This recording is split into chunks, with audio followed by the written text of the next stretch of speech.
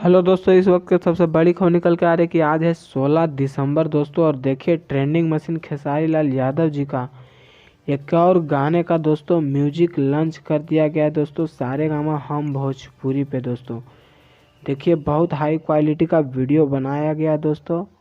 Trending star Khesari Lal Yadav के नए गाने की पहली झलक से हो जाएंगे रूबरू। यामिनी सिंह दोस्तों फिट हो मात्र 2 घंटा में दोस्तों 71,000 व्यूज क्रॉस कर लिया है दोस्तों। और लिरिक्स है पवन पांडे का दोस्तों। तो आप लोग बहुत जल्दी तैयार रहिएगा और बहुत जल्दी गाने का टीजर आने वाला है दोस्तों सारेगामा हम भोजपुरी पे।